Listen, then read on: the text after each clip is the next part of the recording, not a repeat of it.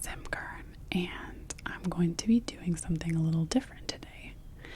Instead of doing literary analysis ASMR, we're going to be doing a writer's workshop.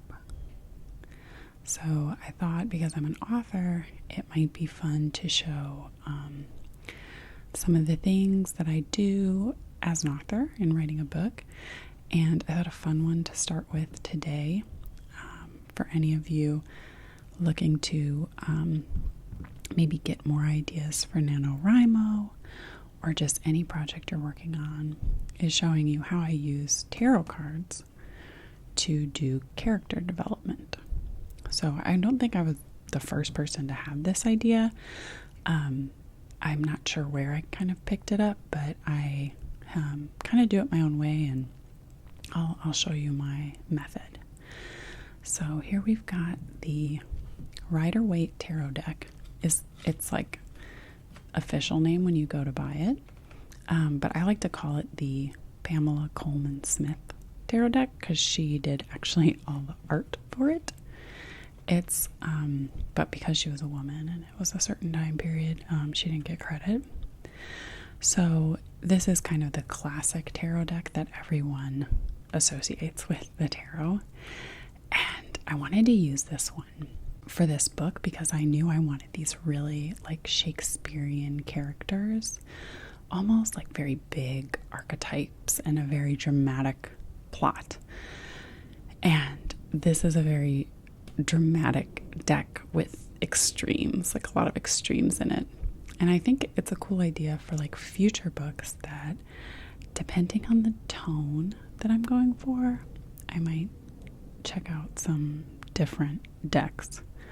So, a deck that has like a little more emotional nuance, like some of the more modern tarot decks, would be good for a more subtle novel. But this was perfect for what I was going for with the book I just finished writing, which is called The Free People's Village.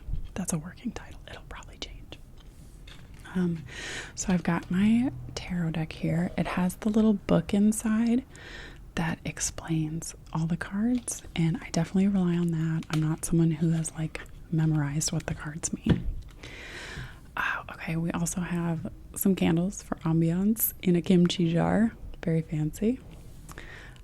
And then I have some pens that I like for when we do an actual reading and generate a character later. But before we do that, I'm going to show you the notes I actually have from the Free People's Village, and show you, I'm excited to look back at these notes because I just finished writing the book, and these were the very first notes I took when I was thinking about, okay, who are my characters going to be? Before I did the tarot reading, I didn't have a sense of those characters. I had an idea for a setting because it's an alternate timeline book, and I knew sort of the world I wanted to explore. I knew very broad strokes what the plot was going to be, like very broad. But then I allowed the tarot cards to flesh out the characters, and that in turn fleshed out the plot for me. And I was surprised at just how helpful it was. I'd never done this before, this book, and I can't believe how helpful it was. So I'm excited to look back at those notes and see just how much like the individual cards that I pulled up ended up getting translated in the book. And I'm sure I changed things as I was writing, but I'm excited to see this. One of the reasons I think this kind of generation like exercise is great is that when you sit down to write a book, it can be so overwhelming to think about like all the different possibilities. Like when you make a character, they could be anyone at all, right?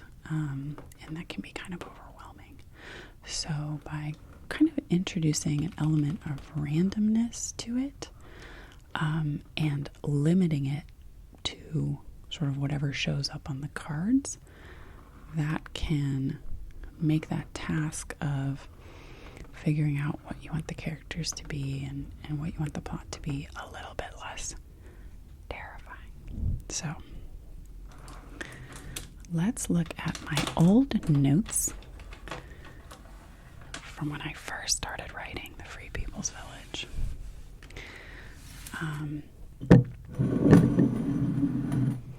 This is my notebook. I've actually, I think I've written like 3 books. I've written 3 books based on the notes I took in this book. So this is just my book for outlining. And like sort of the notes that I take at the beginning of generating a book. I like it because it has such big pages with lines.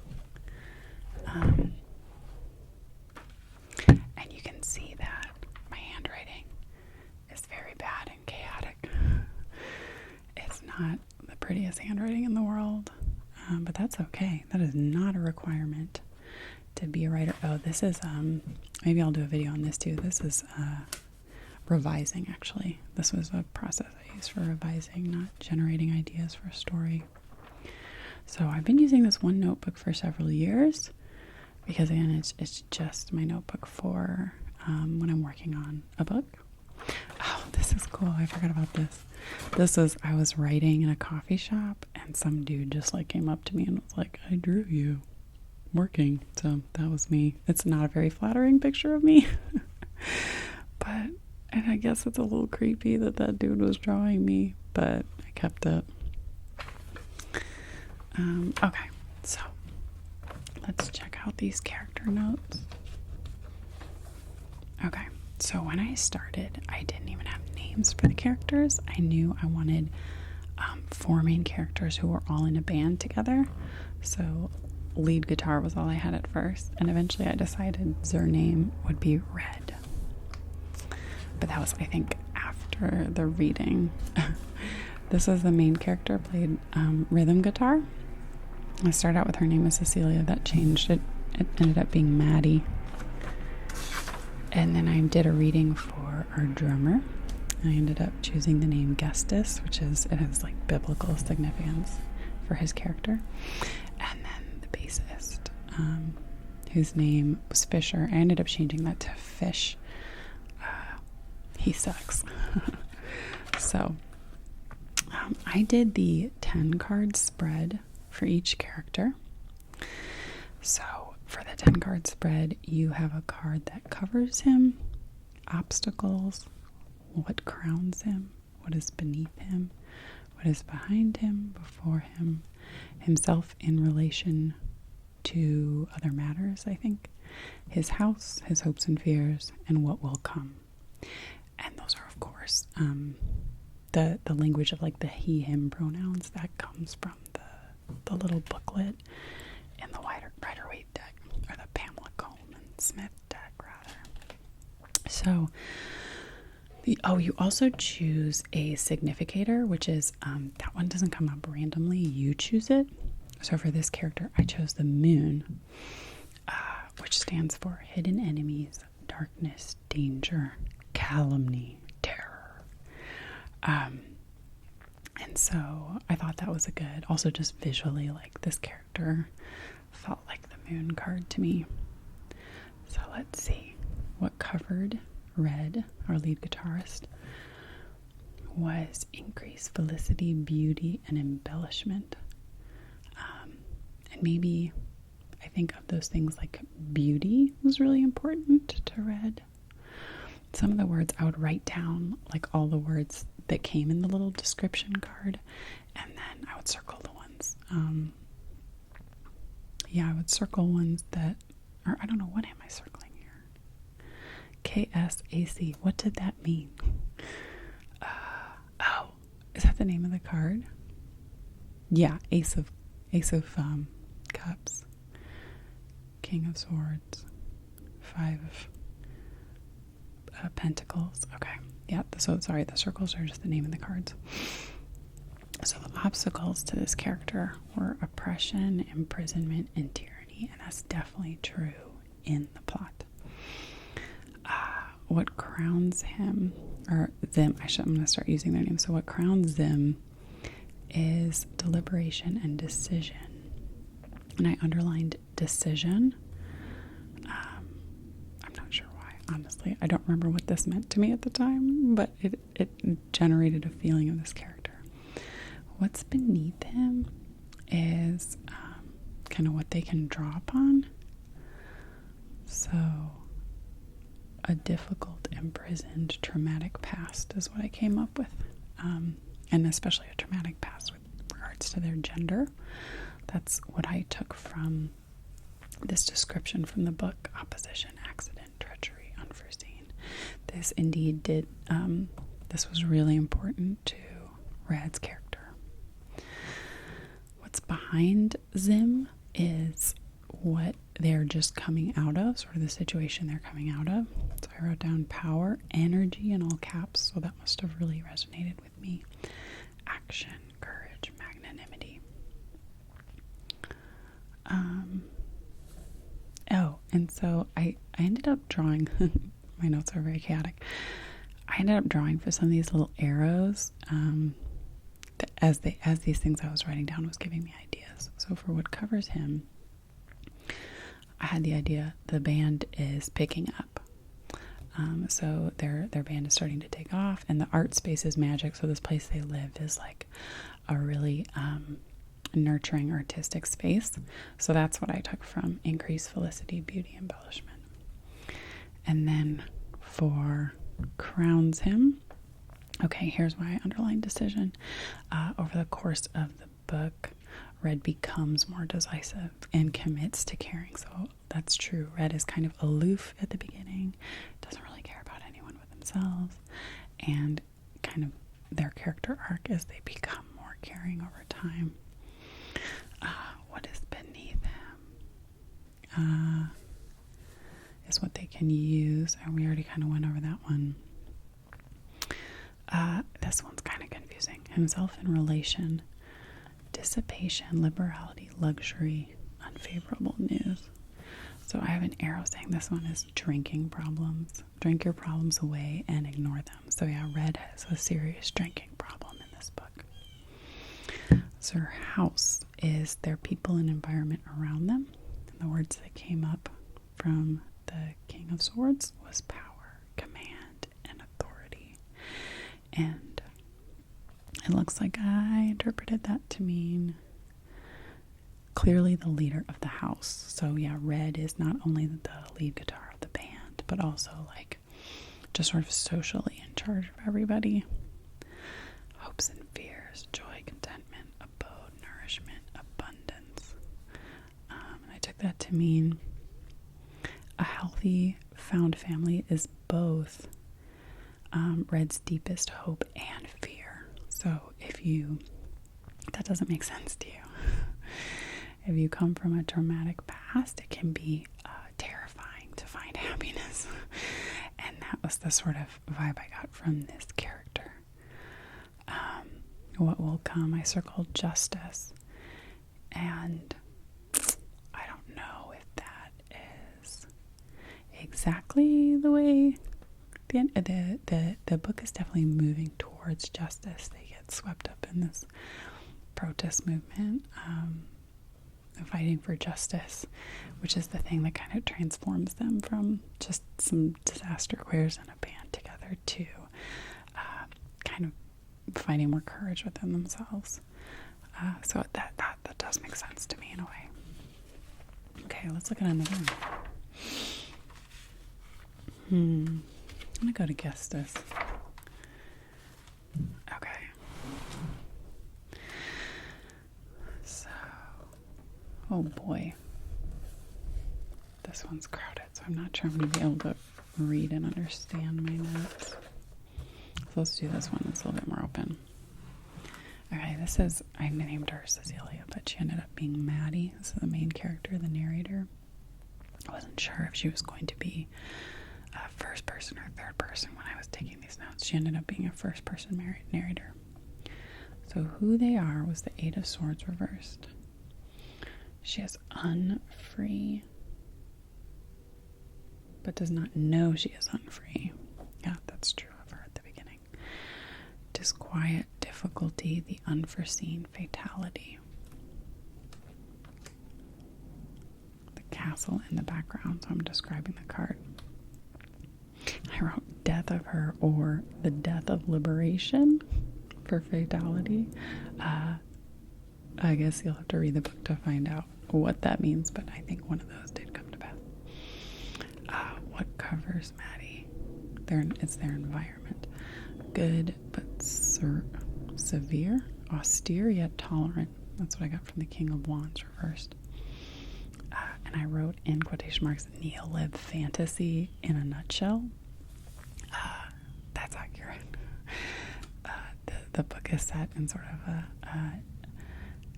alternate future where Democrats had total control of the government for 30 years and kind of exploring what that would look like. Obstacles, temperance, economy, moderation, frugality, management, accommodation. So that led me to drinking, guilt, hungover, teaching, get your shit together. So yeah, she's a teacher, but also partying and in this band and kind of struggling with both those roles at the beginning of the book. What crowns Maddie? Two of Wands reversed. This is the best they can arrive at. Surprise, wonder, enchantment, emotion, trouble, fear. I took that to mean vulnerability. So over the course of the book, Maddie embraces her queerness and finds real community and liberation. What's beneath Maddie? Authority. This was the PS. What would that be? Something. Prince of Swords. Authority, overseeing, vigilance, spying, examination. This led me to thinking up the idea of Maddie having just gotten out of a relationship with a very controlling husband who she married way too young. So she's like a 22-year-old divorcee. And that's one of the reasons she's kind of wilding out at this time in her life. So yeah, I think that's probably enough of looking at this. We could take a little bit of a look at one of the villains of the book, who's Fish, the bassist. So for what covers him, we got the Two of Cups, love, passion, friendship. Something I can't read, in sex. He's very comfortable in his relationship with Maddie. So when the book starts out, Fish and Maddie are dating. Obstacles. He got the Hierophant, over kindness, weakness, servitude. I definitely underlined weakness. Fish is a weak bitch. Let's see. What else could be interesting? Behind him, anxiety over money was one of the things that came up, and I ended up making him he's like the landlord for the other people in the band, and he has like a trust fund, and he bought this warehouse they all live in, but he's kind of like losing money on it, and that's one of his drivers. That's kind of my notes on these characters. And I think now I'll show you how I would sort of roll up a new character for a new project. So I'm not actually starting anything right now. I'm going to be revising for quite a while. I have my young adult novel, which is coming out in fall of 2022, Seeds for the Swarm. I just finished reading through my editor's notes on that, and I have until January 1st to finish those revisions. And then I finished writing The Free People's Village, which is the book I was just talking about. And I sent that manuscript to my critique partner and my husband, who's one of my first readers always, and my agent. So I'm just going to be kind of revising both of those books for the near future. But let's just for fun create a character using this method.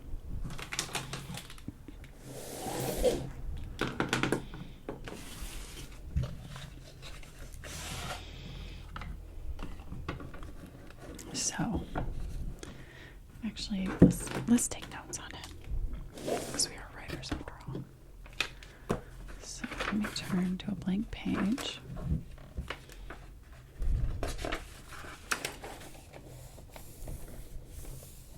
It's going to be kind of hard for me to write because this tripod and microphone are in my way. Okay, let me see if I can figure it out. All right, so let's decide. Well, we'll put a blank here. Maybe we'll come up with a name as we go. So I've got my little booklet. Can't do anything without this because I don't have stuff memorized. And the next thing we're supposed to do is shuffle. So I don't usually shuffle in a very ASMR way. Let me try my best. I feel like if I do a bridge, it's going to be really loud. Let's try it because I'm really not good at shuffling.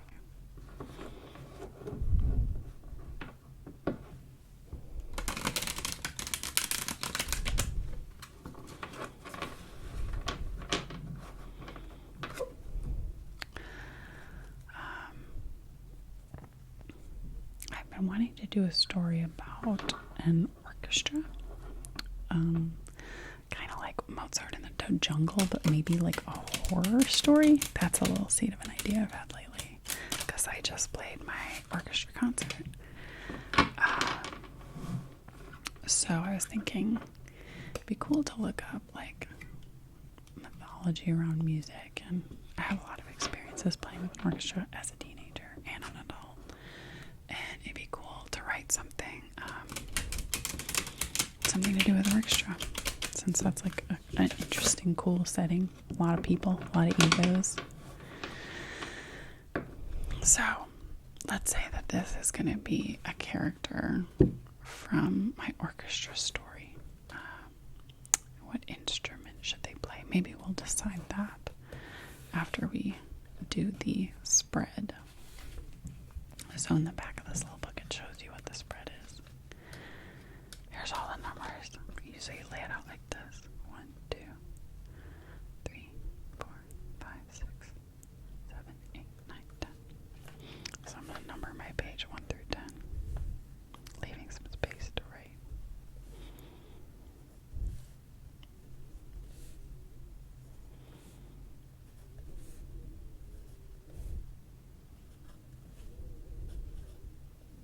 Okay. And the first card is the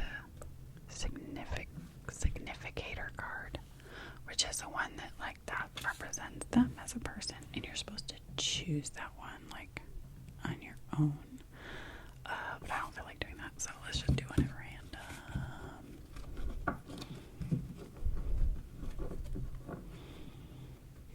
Let's go with this guy. Alright. What do we got here? 10 of Cups. Okay. I forgot to leave space for the Significator, so we'll stick it up here. Like I said, chaotic notes. Alright, so that's the 10 of Cups. And then I get my little book out, and I read about the 10 of Cups. 10 of Cups, 10 of Cups. Alright, 10 of Cups. Appearance of cups in a rainbow.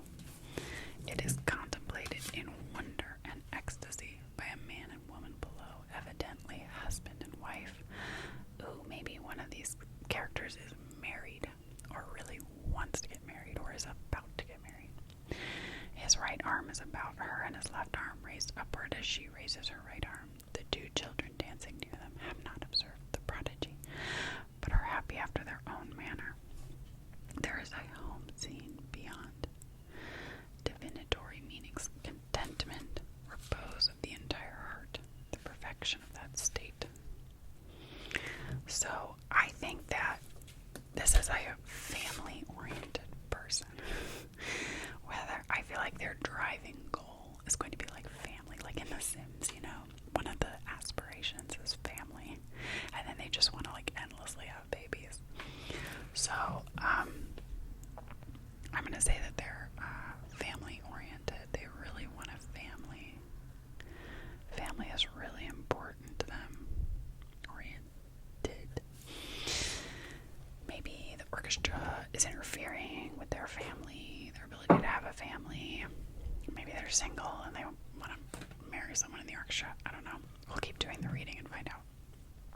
Okay, so this one goes here.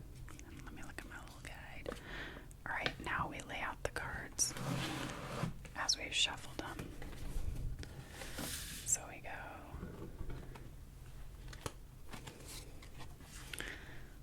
1, 2, 3. Oh no, you're not catching any of this. Hold on. Switch that up. There. Alright. Which side is it?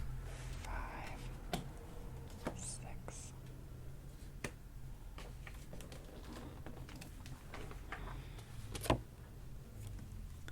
And then you go bottom up. 7, 8, 9, 10. No, that one's kind of hanging off. Okay. I wonder if I can do that. Okay. Alright. So let's look at all these cards and see what we might be able to get from them. I don't think I'm going to be able to write and do this just because I don't have enough space here in my setup. So we'll just talk about it. Okay. So the second card,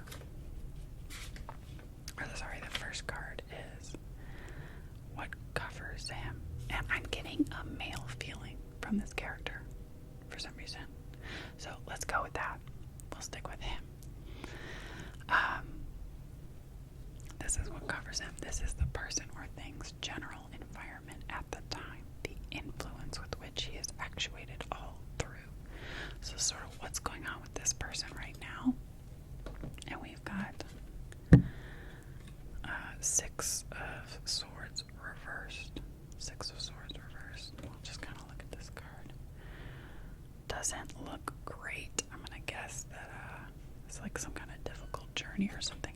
And these cards reversed are usually a lot worse. So maybe this will give us a clue as to what's going on with his family. Swords.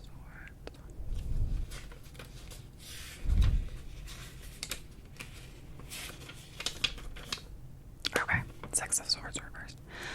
A ferryman carrying passengers in his punt to the further shore. The reversed meanings are declaration, confession, publicity.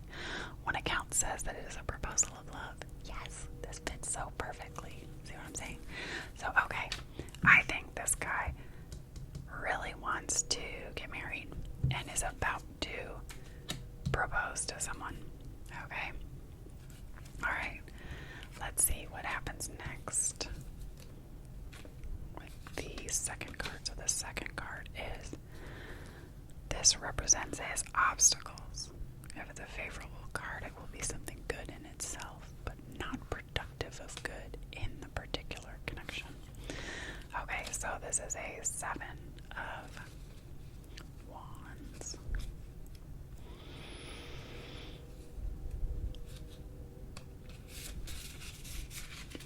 Okay, and we see, let's look at it. A young man on a craggy eminence, brandishing a staff. 6 other staffs are raised toward him from below. It is a card of valor, for on the surface, 6 are attacking 1, who has, however, the vantage position. On the intellectual plane, it signifies discussion, wordy strife in business negotiations, or of trade, barter, competition. It is further a card of success, for the combatant is on the top, and his enemies may be unable to reach him. Maybe there's a lot of other people in the orchestra who are vying for his fiance's attention. Or maybe she has a bunch of other exes in the orchestra. She's kind of been the one who's like, yes, okay, so his fiance, I don't know, I'm assuming they're straight. There I go, being cishet, but okay, so his fiance is and maybe she's not straight, maybe she's bi, and she has a number of exes. Maybe she has 6 exes in the orchestra, but he wants to propose to her.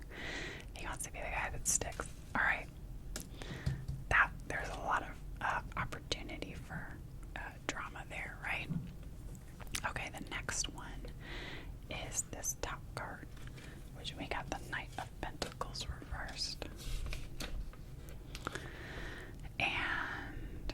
this is what grounds him.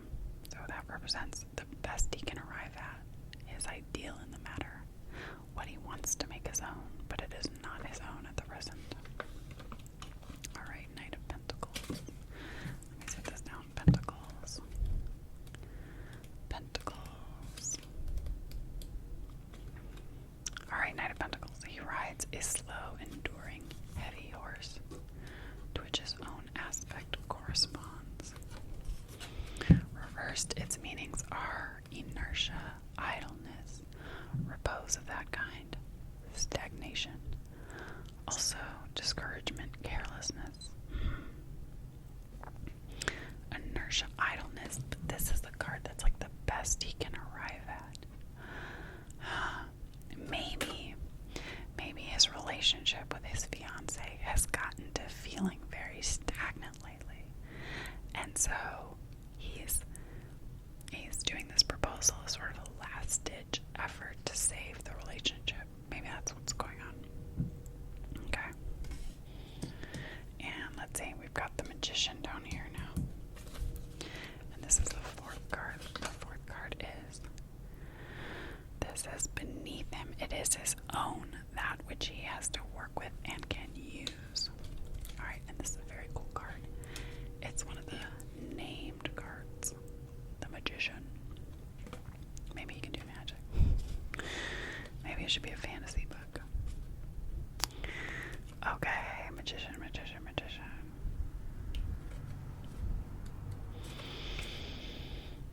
Where is it? Oh, it's the first one. Okay.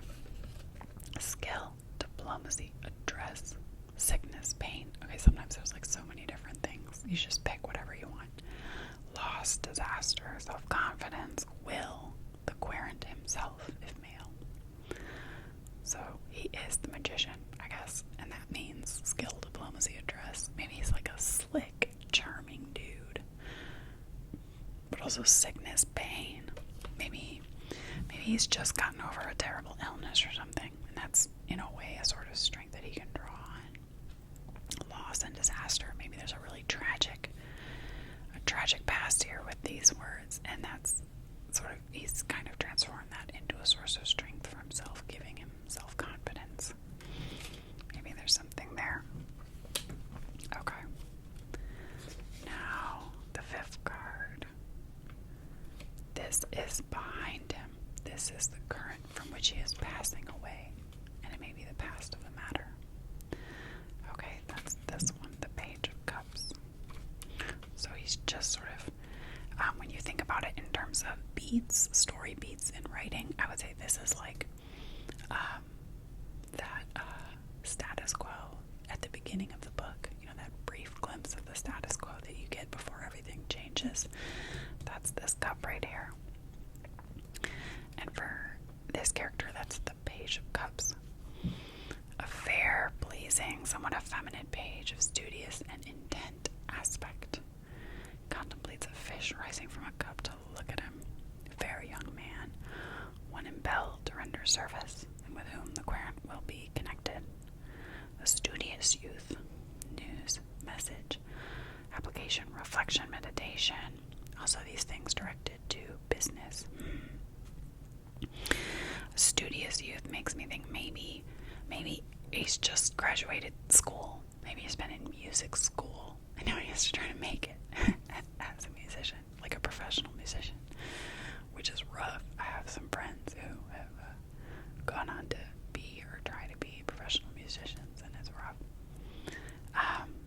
Yeah, maybe that's what's going on. Or let's see, what else have we got? There's a lot in this one. Impelled to render service, and with whom the querent will be connected. So it could be not the querent, but someone else. It could be another important character in the story. News, message, application. It could be that the inciting incident of the story comes in the form of an important message. So those are all possibilities. Alright, let's get to the sixth card. This is before him. It is the current that is coming into action and will operate in the specific manner. So this is like your inciting incident. And we've got Temperance reversed. Oh boy.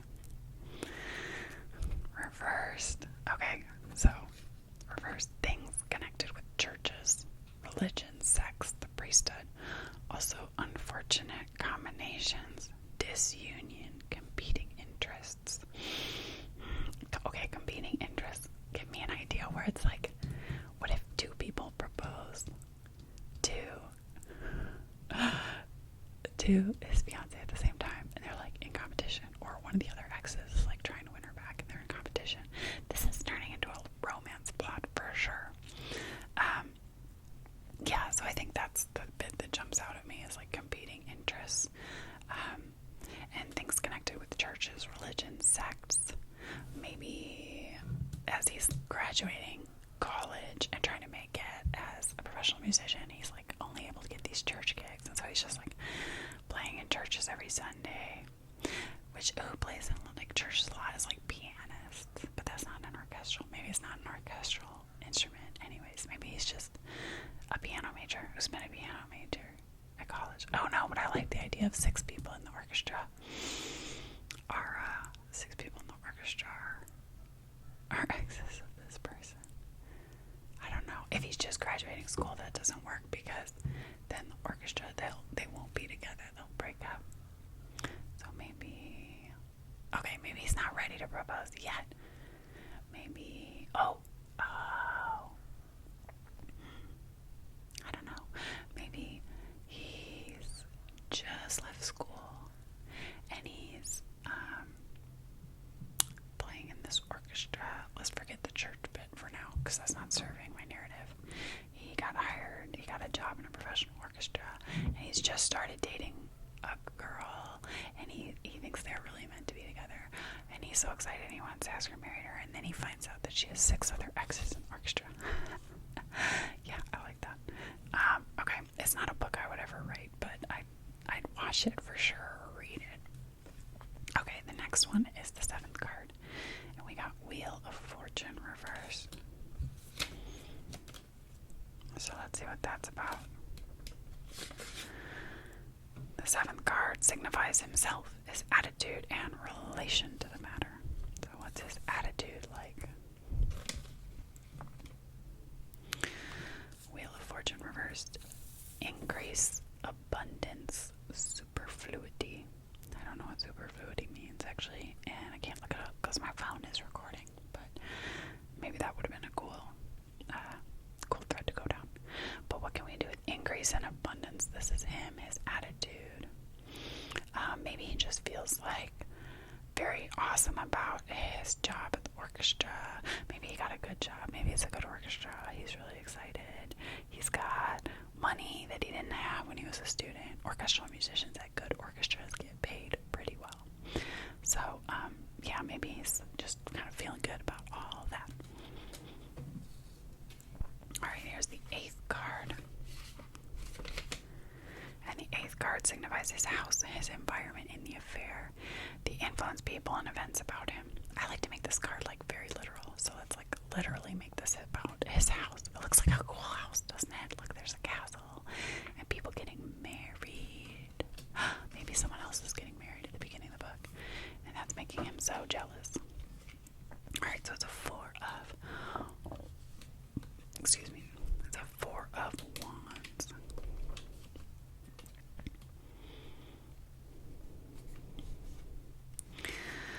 From the 4 great staves planted in the foreground, there's a small garland suspended. 2 female figures uplift nosegays, and at their side is a bridge over a moat leading to an old manorial house. Meanings there for once almost on the surface: country life, repose, concord, harmony, prosperity, peace, and the perfected work of these. Maybe this is kind of a rural orchestra. That's not a thing. But, yeah, this is really cool. Maybe when the book starts, he's at a wedding for 2 of his friends in the orchestra, 2 women getting married at some, like, country estate.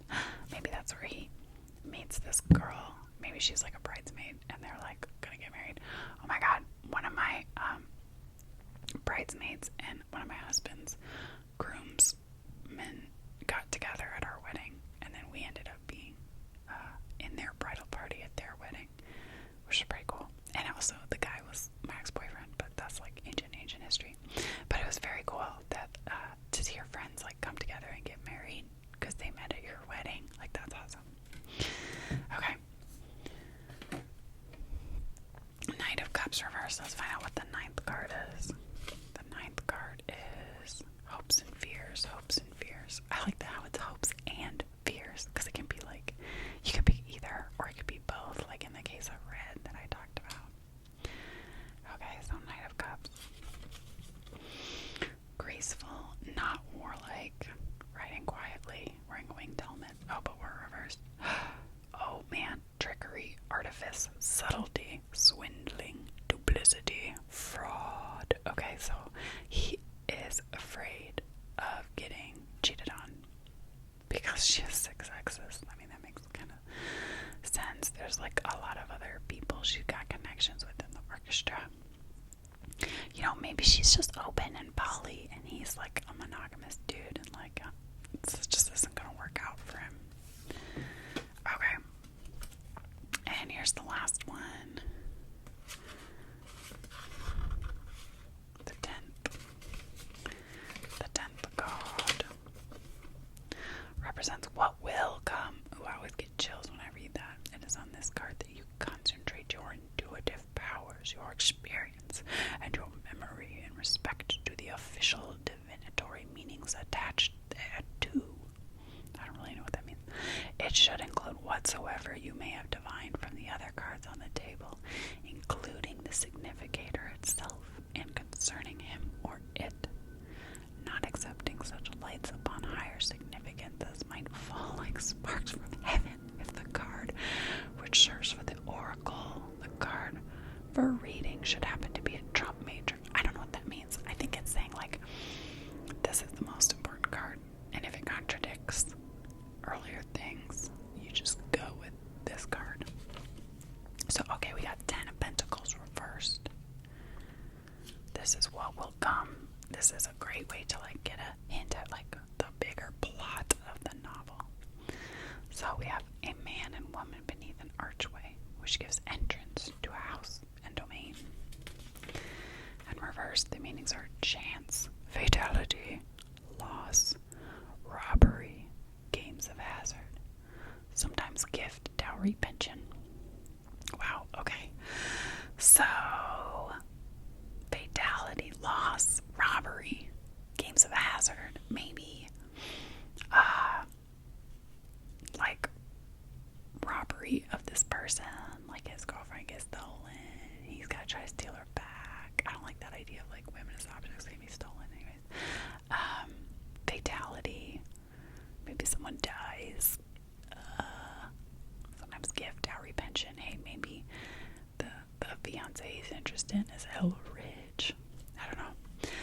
So yeah, I'm not like totally in love with the plot that we came up with here, but I think the character is kind of interesting. I see him as sort of like maybe a trombone player or something. Just like, it's actually, you know what?